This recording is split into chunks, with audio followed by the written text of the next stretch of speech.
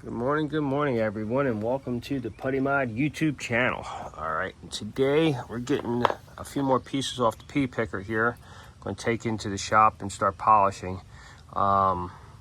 This is a glitter green bike lock, which was an accessory from the Schwinn dealer back in the day. You can get the glitter color to match your bike. So if you got a yellow bike or an orange bike or whatever color, they'd have a glitter lock accessory you could buy from them, and that's this right here.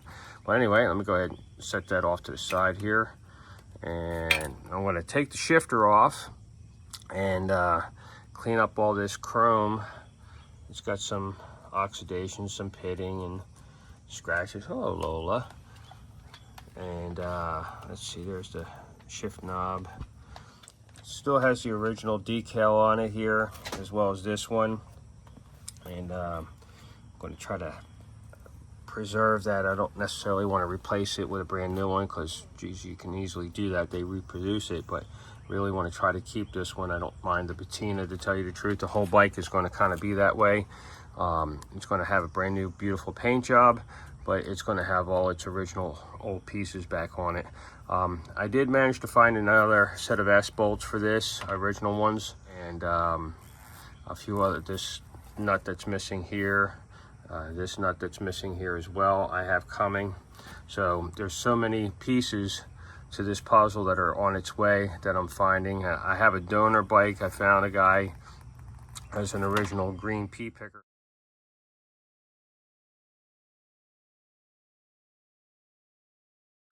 That they're actually disassembling and using for parts, because they needed the rear disc brake off of it, and they really didn't need anything else, and the bike is in pretty rough shape, so they're selling off pieces. And that's where the original PC came from, and a few other original pieces that I'll share with you here in the upcoming videos. And but right now we're going to deal with the shifter.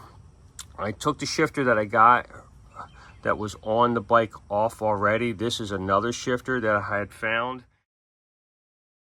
Overload tube, so it has that still attached to it. You can see the cable was white, so this was off a regular 5-speed Stingray, along with the derailleur that was off that original 5-speed Stingray. I still have the derailleur that was original to the pea picker here, which I will be cleaning up and putting back on.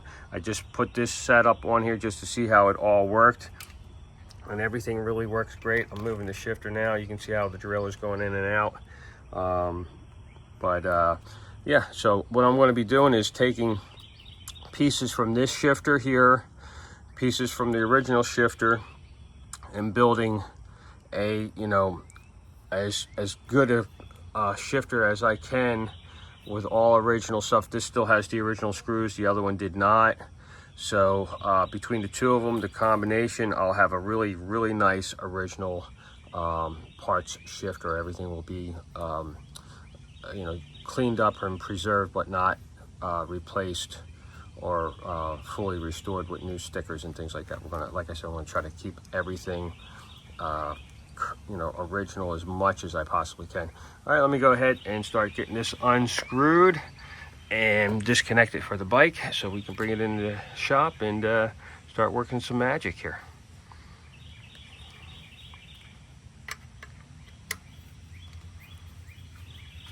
You can see it still has the original locking nut on here.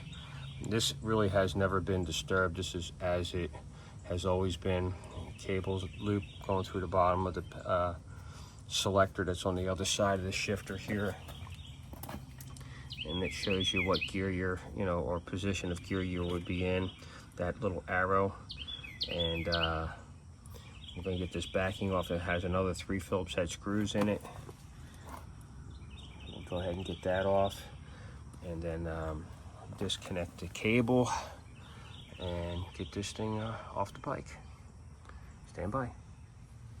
All right, we have the shifter removed. Here is the cable with the overload tube on it, just set off here to the side, and down below here is our shifter. So the face was removed first, and that's the screw that goes with it, and then you have a nylock nut here a retaining washer that's keyed, and then these two wafer washers, which are like a locking washer as well, I believe. Then you have your shift selector knob right there, your pointer, which was next,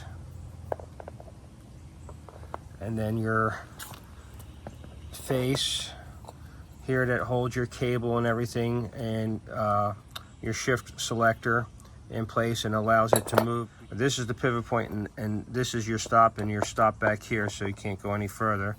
And this is your high and low. So down here would be first gear, and then of course fifth gear. And it tells you right there 5-speed. And the inside definitely needs some good cleaning going on. And that's where your cable lock goes through. And this is your back plate. There's a little piece of rubber in there that gives it, you know, a little tighter feel to the tube and keeps everything from being scratched and vibrating and stuff like that. And then you have your 3 screws that retain the shifter itself to the upper tube here. So that is the sequence in which everything comes apart, and it'll be the sequence in which everything will go back together after it's been cleaned and restored. And I'm going to interchange parts from the original shifter that was on the bike with some of the parts here to keep some of those original pieces with the bike, and use the better pieces from this shifter to make one really nice original unrestored, just preserved shifter. This one really has a nice 5-speed black knob on it. My original one is not quite as nice as this one, but my shift arm is nicer on the other one. This one has a good piece of chrome missing off here. It's not in sight, it's below the inside this shifter itself, so you wouldn't see it once the cover is on right here. So this may be a possibility of holding on to and just addressing this little bit of rust here so it doesn't spread any further. Also, we have the original pedals finally. These are block pedals. They're 4 inches. They have the large reflector on them and the large diamond block to them. This is the original pedal for a 72, a September 72 bike, so this is correct. Has the Schwinn markings on here. Had a different set of pedals I thought were right, but they were wrong, so they're off the bike now, and finally got the correct ones here as well. So I'm going to just keep moving along. I'm going to get the overload tube off here as well. Polish that up so that'll look nice like the rest of the shifter will. And I just got to get the cable off the derailleur nut off of it here, and that's for the cable. You can see our cable is loose now, and I'm going to pull the cable through, and then I can get the overload tube off this cable, and then I'll go ahead and I'm going to fix this cable after I get all this apart, so that I can actually clean this up and put it together with this derailleur here again, and make up another shifter from the parts that I'm not using, and maybe somebody else can use that setup on their bike. But anyway, I'm getting ready to go ahead and pull this apart, and you can see this is the original derailleur to this bike right here. This was the one that came with this shifter setup, and there's some pieces are missing off of this. The gears here on the derailleur are not in the best of condition, where the one on the original derailleur are really in nice shape, and everything is actually still here on this derailleur. So we're definitely going to be using the original derailleur. It's just in better condition overall compared to the one that I got with the shifter. And so let's go ahead and get that apart. Hopefully I can do this with one hand. Hold on a second, guys. I'm gonna have to put the camera down. I had to straighten out the cable some more to get it to pass through here, and I'm getting ready to do that now. Unfortunately, I don't have a zip tie on hand, so I did it by hand and got it as good as I could. The zip tie trick really works well, and I'll be showing that probably in a later video, but for right now I twisted it by hand, and I'm going to get ahead and get the cable through. Well, there you have it. It is off. There's a little bit of fraying here on the end that I managed to hand twist it, but it's just not as good as doing it correctly. So I can get it back inside the sleeve. I want to clean this up.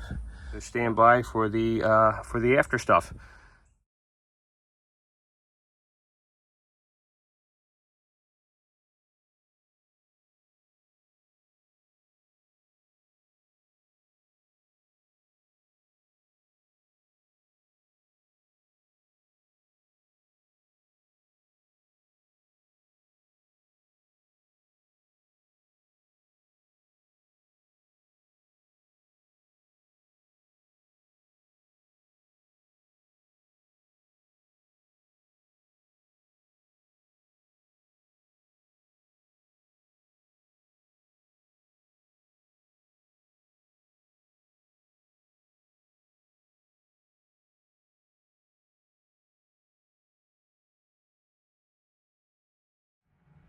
All right, we are back in the air-conditioned comfort of the shop on a nice, quiet Sunday. And what we have here is, if you get done finishing parts, you can add this product here. It's called RPM. I used it on the Camaro. It's like a wax. And basically, what you'll do is just brush it on the bare metal and then wipe it, and it keeps it from, getting rusty again. So like on the underside of the fender here, I'll do it. On the inside of the chain guard, I'll do it. Maybe some insides of this stuff here, I'll take care of.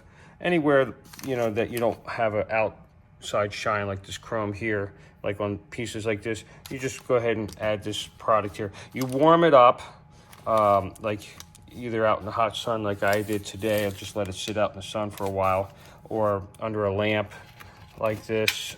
You can heat it up, from a light bulb.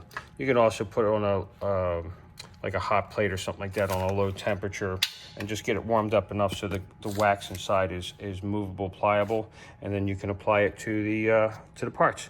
So let me get a tripod here and get started on waxing all this stuff up. All right. Initially, I thought about putting a clear coat on these things, and that was really advised not to do so. So I thought, well, what am I going to do? I want to ride this bike, and like the Camaro, I'm not going to be babying it so much. It's actually going to be utilized. So, but I want to keep it from getting crapped up. So the wax seemed like the right thing to do. This is the underside of the fender.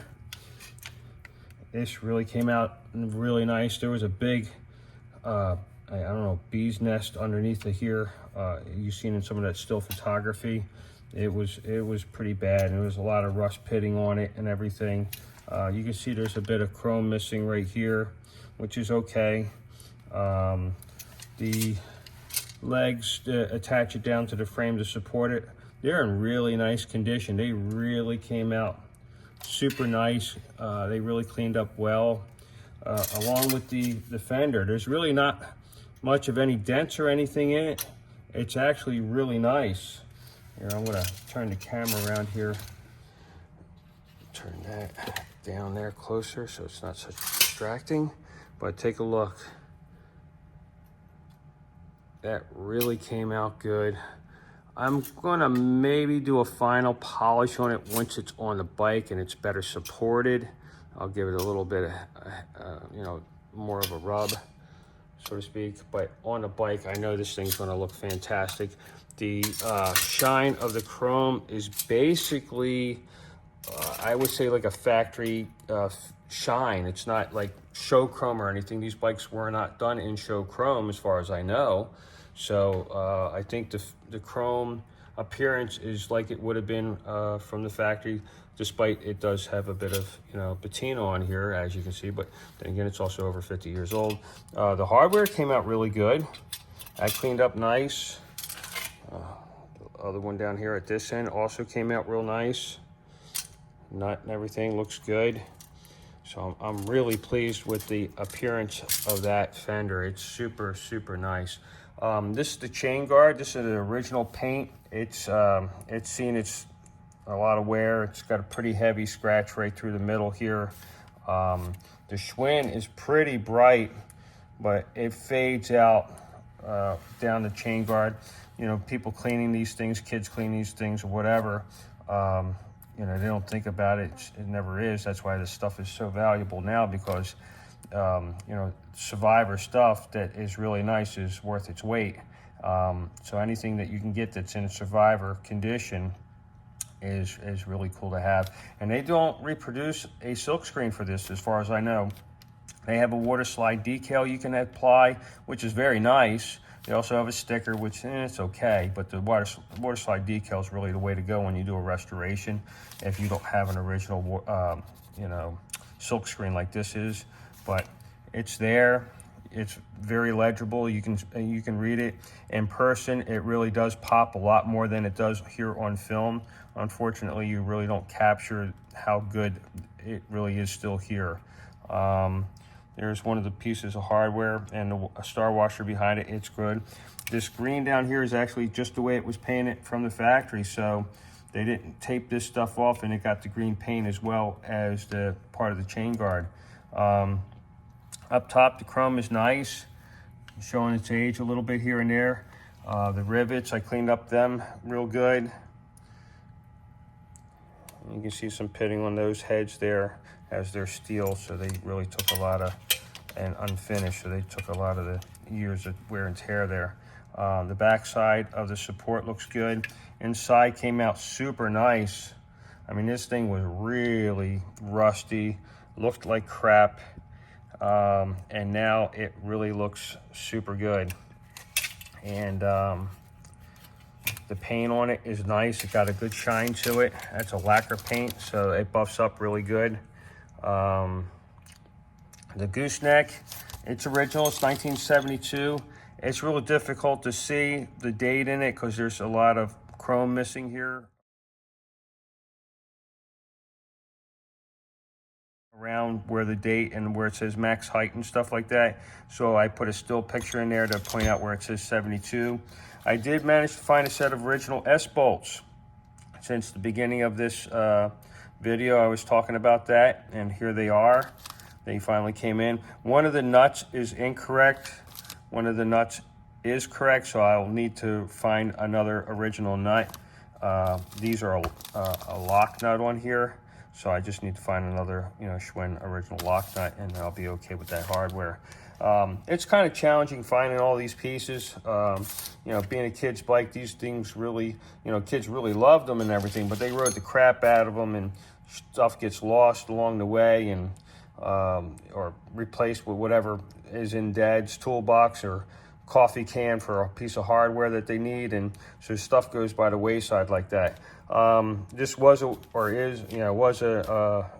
original owner bike, and and that's what kind of happened here as things got lost or moved around from place to place. You know, a lot of things got, you know, misplaced and lost along the way. So we're just looking for more original stuff to put back on the bike and get it where it needs to be. All right, let me go ahead and get the tripod reset back up so we can start the wax process. All right, I just unscrewed the lid. I'm all set up to go. I'm going to do the rear fender first, and you can see how it moves around pretty easily. I'm just rubbing it with my finger here, and so I'm going to go ahead and put some on this brush. Got a nice new fresh clean brush, and you can see how that just kind of gets on there like that. And then and just go in here and start putting the wax on. I should have probably warmed up this fender out in the sun too, because as soon as I touch it, it just stiffens right up.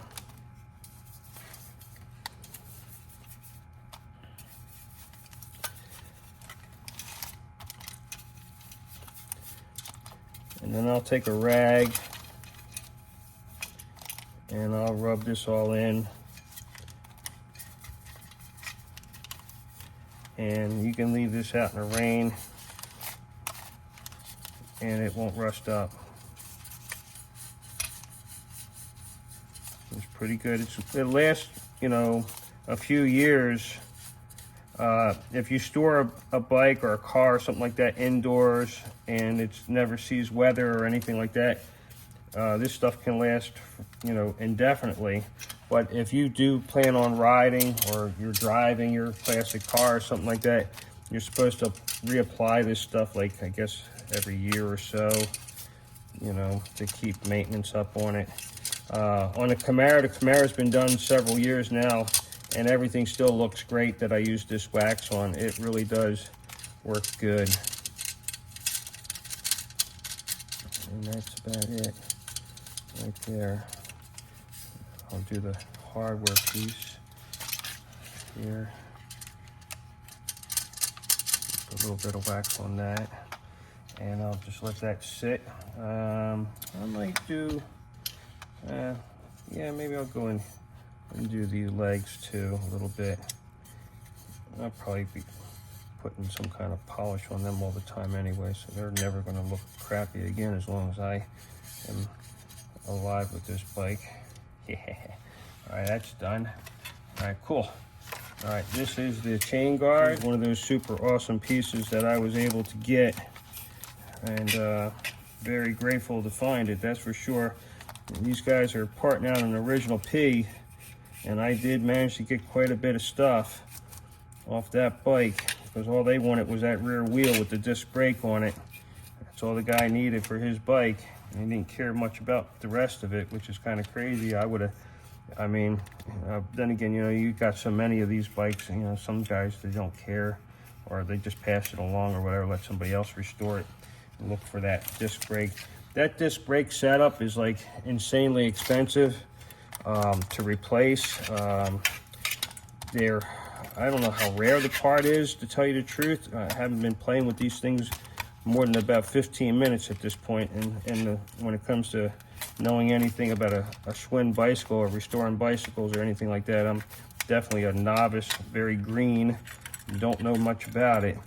But apparently that 72 was the first year for that disc brake. I think late 71 they started showing up, and 72 and 73 these Krate bikes got that disc brake, and then after that they never, you know, happened again after 73. So it was a very short-lived little thing, and so I'm guessing there really isn't a lot of them out there.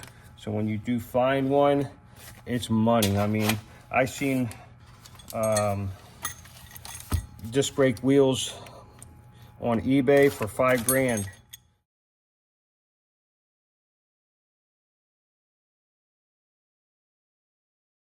Which is just mind-blowing. I can't even wrap my head around that. A wheel is $5 grand. You used to be able to buy this bike for a few $100. Even in the 80s, you could pick them up for, you know, a few $100, and a whole bike. And now, gee, you know, just the wheel is, you know, the average price of that back wheel is about, you know, $1,200 to $2,500, where you have these outliers that, like I said, this guy's got one up there for $5 grand, which is just insane. And but you know, somebody's got a high-end bike and they need that high-end part. You know, it's perfect, and that's what they want, is perfect. Somebody might buy it. Like you said, there's a ass for every seat. So who knows? All right, there we go.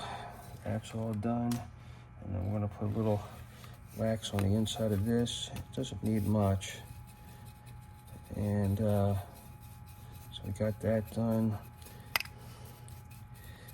and let's go on the inside of this as well, since nobody sees it anyway. Just keep it from getting crappy. That's the original off the bike, this piece. All these shifter parts here are actually the original shifter parts from the bike. The shifter you seen earlier in this video is one that I got off a 5-speed Stingray. This is the original shift lever. The 5-speed indicator is a little faded out, but the shift arm itself is really, really nice.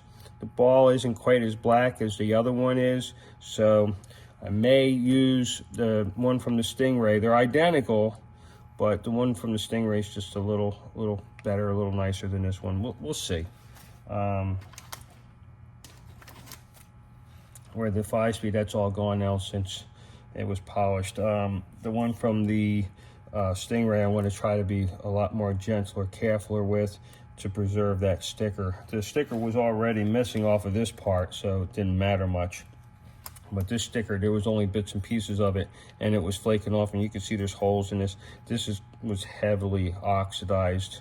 It wasn't a very good survivor piece, to say the least. And then the pointer, the pointer itself, it looks nice and everything, so we'll probably retain the pointer from the original shifter and then use most of that one from that Stingray as it's in better shape for our bike here.